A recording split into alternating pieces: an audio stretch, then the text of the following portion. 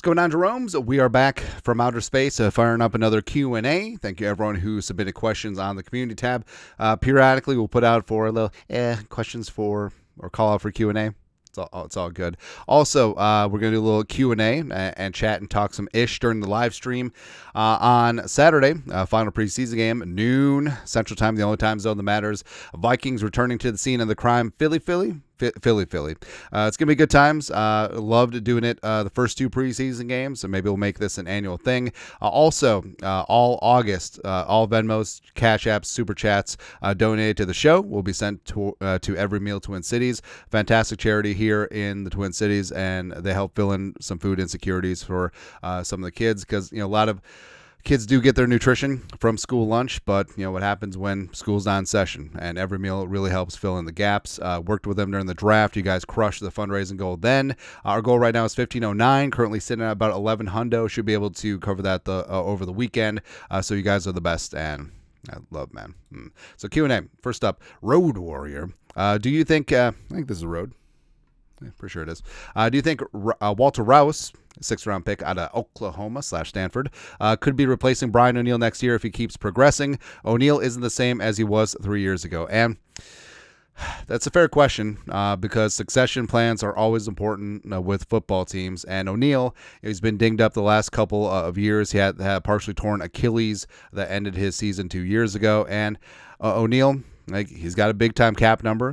His contract gets very digestible, runs out of guaranteed money here very soon, and he's approaching the wrong side of 30. But for me, Brian O'Neill is still a bad dude, right? But it's on a year-to-year situation now. And Rouse, they like Rouse a lot, and training camp-wise, he performed well. Preseason games, he's done aight at left and right tackle, and it's clear that them flip-flopping him and Quisenberry back and forth, they're working to get him to be the swing tackle of the future, because obviously left tackle's covered. We got that, man. And Rouse, to his credit, he's been a 5-year starter at left tackle between Stanford and Oklahoma. He's learned the work over on the right. And if he is going to eventually start for this team, it is going to be on the right side of the line. But, Rouse,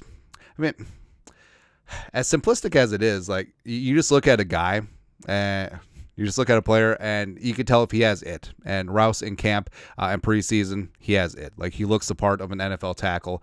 Got good footwork, got some nastiness to him, got some mobility, good in the run game, good at setting his anchor, and also super enthusiastic. Him and I think it was Juergens doing the skull chants before practices with the fans there. It's great to see, man. So I'm very high on Walter Rouse. Now, O'Neill, I don't think that this is the end. Hopefully it's not, but he's got to stay healthy and he's got to continue to perform at a high level. It's what it is, man. Next, Maxwell Joseph. Rewinding the calendar to February, doesn't this feel like one of the most eventful stretches of time in recent Vikings history outside of in-season ebbs and flows, of course? That's fair. And, before the start of the offseason, we said that this was going to be the most transformative offseason in team history, and in a lot of ways that we didn't expect. Of course, the tragic passing Kyrie Jackson is 1-1, and it's just a really horrible situation. But in terms of football stuff, Kirk Cousins leaves and signs with the Falcons. Danielle Hunter leaves. It's a complete transformation. You bring in J.J. McCarthy. You bring in Diamond Dallas Turner. Jordan Addison has his situation. Also, you extend the franchise, Justin Jefferson. You extend the franchise left tackle, Christian Darrisaw. And also, you bring in a coterie of fantastic free agents like Aaron Jones, Jonathan Grenard, AVG, Shaq Griffin, as well as Stephon Gilmore. And it's just a really interesting offseason. The Kyrie tragedy aside, obviously. Now, we'll see how this pans out. And, the whole, McCarthy surgery, it's for the best long term, but obviously it doesn't help the Vikings this year. But like we said, maybe this does help Sam Darnold because Darnold doesn't have to worry about JJ in his rear view, which I'm not sure if he could handle a situation like that. Speaking of Darnold, Stephen Power, love from Australia, g'day. It's weird. So, the phrase, maybe the dingo ate your baby, became a meme and part of the zeitgeist of pop culture. But apparently, the etymology of that is a lady's baby was eaten by a dingo, which is kind of scary. Dingoes aren't cute, man.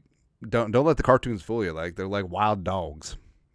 Love the channel. Thank you. Do you think we extend? Also, there's 14 people who live in Australia. Anyways, do you think we extend Darnold to mentor and J.J. McCarthy and also generate competition in the quarterback position moving forward? Now, like Kevin O'Connell, like he's been pretty firm that J.J. McCarthy is the future of the franchise, and that starts next year. Now, I would love if Darnold makes it a tough decision for the Vikings, because what happens if Sam Darnold plays at a Pro Bowl level? What if Sam Darnold gets the Vikings to win the division? What if Sam Darnold takes the Vikings on a bit of a playoff run? What if Sam Darnold wins the Super Bowl? That's a fair question. I mean, what if Sam Darnold is in the Super Bowl back-to-back years? You got to extend him, right? Or, hell, all right, so we'll talk about like a middle-of-the-road situation. Say Sam Darnold leads the Vikings to a wild card spot, and they win a couple playoff games. They end up in the NFC title game. What do you do? And also, it's not like Darnold's being dragged by the defense and JJ Weekend at Bernie style. Like, we're talking about, like, he's a big part of that. What do you do? I don't know. But like we said, it would be a good problem to have. Tag and trade one time.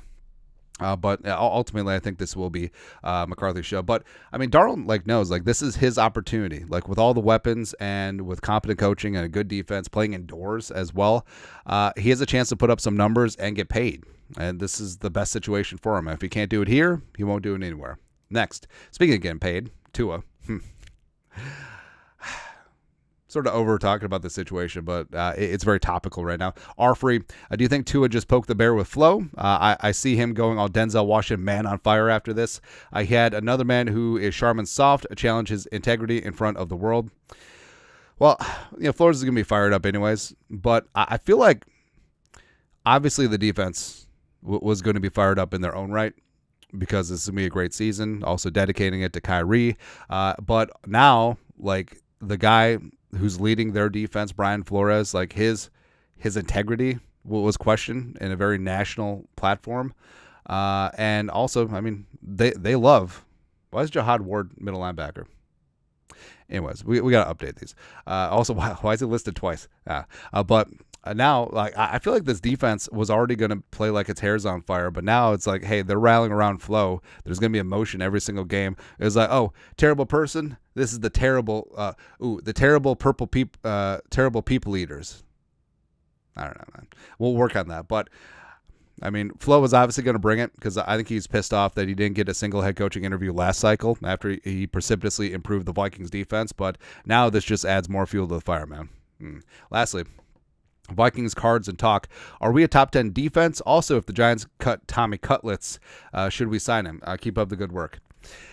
So I like Tommy DeVito. He's spunky. He's not a physical freak. He's not going to be a starting quarterback anytime soon. But could he be a solid and interesting backup quarterback 3? Yes. But it comes down to, and also, frankly, he's played better than Daniel Jones in training camp and preseason. But it comes down to, do you like Jaron Hall, Matt Corral, Dorian Thompson-Robinson, or do you pick up DeVito if and when they try to get him onto the practice squad? I guess we'll see. But also, this sort of happened with Tebow. Tebow could have been a quarterback 3 for a number of years, but obviously the Tebow mania circus is tenfold, 20-fold what Tommy Cutlets was. But I mean, teams don't want distractions, especially on backup players. And Tommy DeVito has his own gravitational pull. Now, would that be different when he's not in Jersey anymore? If he's in Minnesota, probably. But I don't it's still kind of fun, man. Not gonna lie. Also, in terms of the defense, so last year the Vikings defense improved to 13th in the league in points, 16th in yards. And frankly, if Murph hadn't gotten hurt and the wheels hadn't fallen off after that fourth quarter in Cincinnati, I mean, the Vikings probably would have been flirting with a top 10 adjacent type ranking. But I think this year the squad is going to get it, man. I think the secondary, even with all the injuries, I think the secondary is better than last season. I think that Pace Jr. and Cashman are a dynamic duo in the middle. I think the edge rushing is going to be more efficient this year, even though I love me some Daniil. And frankly, I kind of like where the D-line is at, of what they've grown and shown in training camp and preseason, especially with Levi Drake Rodriguez. So, yeah, I think the Vikings certainly could be a top 10 defense this year, and there won't be 10. Anyways, that is it. That is Q&A for this beautiful Wednesday. You guys, it's Thursday.